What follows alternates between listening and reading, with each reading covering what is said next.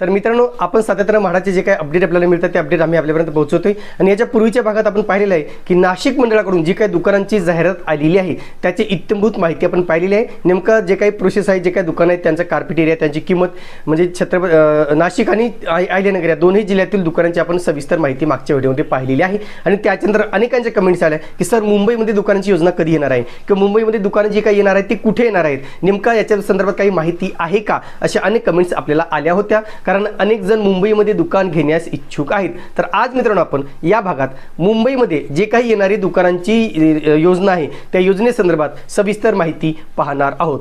नमस्कार मित्रांनो, कसे आहात सगळे? मजेत ना? स्वागत आहे आपल्या सर्वांचं या यूट्यूब चॅनलवरती, ज्याचं नाव आहे RK प्रॉपर्टी न्यूज।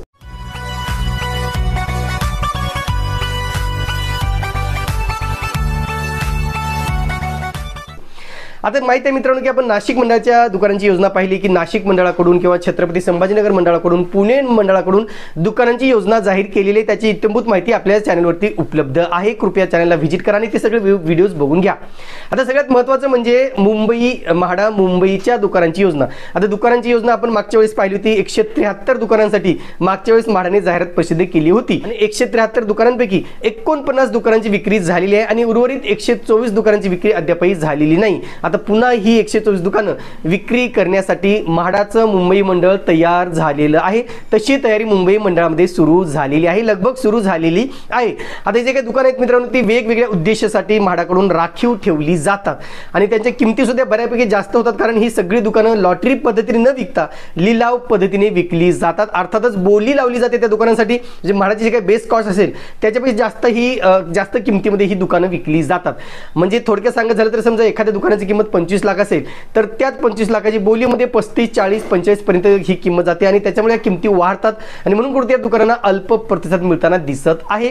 आणि मागील लॉटरीतील जे काही 124 दुकाने आहेत त्यांची आता नव्याने जाहिरात प्रसिद्ध केली जाणार आहे। आता ही जाहिरात मित्रांनो याच जुलै महिन्याच्या दुसऱ्या किंवा तिसऱ्या आठवड्यात प्रसिद्ध केली जाईल आणि त्याच्या अंतर्गत जे काही दुकानं उपलब्ध आहेत ती दुकानं विक्रीसाठी खुली केली जाणार आहेत। याच्यामध्ये प्रामुख्याने काही ठिकाणे सांगितलेली आहेत। प्रतीक्षानगर सायन या ठिकाणी दुकानं उपलब्ध होणार आहेत। स्वदेशी मिलगाव या ठिकाणी दुकानं उपलब्ध होणार आहेत। गव्हाणपाडा मुलुंड या ठिकाणी दुकानं उपलब्ध होणार आहेत।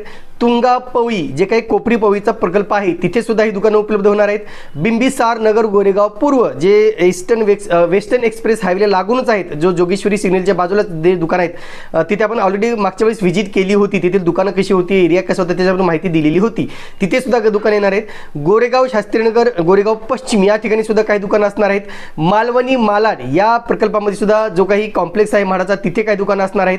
चारकोप या ठिकाणी सुद्धा दुकानं असणार आहेत। मागाटणे बोरीवली इथे सुद्धा अतिशय चांगलं लोकेशन आहे, प्राईम लोकेशन आहे, तिथे सुद्धा ही दुकानं उपलब्ध होणार आहेत। कांदिवली या ठिकाणी सुद्धा दुकानं उपलब्ध केली जाणार आहेत आणि म्हणून कुठेतरी जे काही दुकानं आहेत आता ती आपल्याला मुंबईतील वेगवेगळ्या ठिकाणी ही दुकानं मिळणार आहेत। आणि या ठिकाणी दोन महत्त्वाचे बदल केले जाणार आहेत, लक्षात घ्या।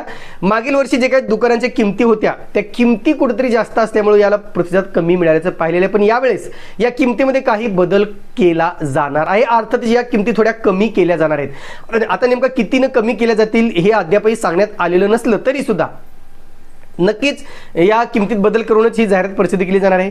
दुसरा एक महत्त्वाचा बदल आहे मित्रांनो, जे काही राखीव दुकानं ठेवली जातात, म्हणजे विशिष्ट उद्देशासाठी दुकानं ठेवली जातात, म्हणजे की ATM असेल, बँक असेल किंवा ग्रोसरी असेल किंवा इतर जे काही कार्यालय असतील यासाठी दुकानं उपलब्ध केली जातात। याच्यात उदाहरण सांगायचं म्हणजे तर बँक आहे, ATM आहे, व्यायामशाळा, पिठाची गिरणी अशा वापरासाठी जे काही दुकानं राखीव असतील त्याच वापरासाठी ती दुकानं वापरणं आवश्यक असतं। तिथे दुसरा व्यवसाय करता येत नाही आणि ह्या अटीमुळे सुद्धा अनेक जे काही व्यापारी आहेत, अनेक व्यावसायिक हे दुकानं घेण्यास धजावत नाहीत। पण आता कुठेतरी ही अट सुद्धा शिथिल केली जाणार आहे, म्हणजे तिथे जे काही रेस्ट्रिक्शन्स आहेत ते लावले जाणार आहेत। तुम्हाला जो काही व्यवसाय करायचा तुम्ही तो करू शकता, जो काही नियमाला अनुसरून असेल। आणि म्हणून कुठेतरी येणाऱ्या काळामध्ये हे दोन महत्त्वाचे बदल करून नव्याने ही आता दुकानांची जाहिरात प्रसिद्ध केली जाणार आहे। आता याच आठवड्यात ही प्रसिद्ध होऊ शकते किंवा इमोने जास्तीत जास्त पुढच्या आठवड्यापर्यंत ही प्रसिद्ध करण्याचं म्हाडा मुंबई मंडळाचं सध्या नियोजन आहे। आता महत्त्वाचं मित्रांनो, जे काही दुकान आहेत त्या दुकानांची शक्य त्या ठिकाणी आम्ही व्हिजिट करून तेथील माहिती देण्याचा प्रयत्न करतोय। यापूर्वी आम्ही स्वदेशी मिल माझगाव या ठिकाणी व्हिजिट केलेली आहे, मुलुंड गव्हाणपाडा या ठिकाणी व्हिजिट केलेली आहे, बिंबिसार नगर गोरेगाव या ठिकाणी सुद्धा व्हिजिट केलेली आहे आणि या ठिकाणच्या व्हिजिटमधून आम्ही तेथील दुकानांचे सॅम्पल्स तुम्हाला दाखवलेले आहे। पुणे मंडळाची आम्ही साईट व्हिजिट केलेली आहे, म्हणजे पिंपरी वाघरी असेल, संत त्यानंतर तुकाराम नगर असेल, अशा ठिकाणी दुकानाची सुद्धा आम्ही व्हिजिट केलेली आहे. तेथील सगळे व्हिडिओज आमच्या चॅनलवरती उपलब्ध आहेत. याचबरोबर मित्रांनो, येणाऱ्या काही काळामध्ये सिडकोची म्हाडाची लॉटरी येणार आहे. सिडकोची 22,000 घरांची लॉटरी येईल. म्हाडाची मुंबई मंडळ, कोकण मंडळ, पुणे मंडळाची जाहिरात येणार आहे आणि म्हणून येणाऱ्या काही काळामध्ये मला घर घेण्याची संधी या माध्यमातून मिळणार आहे.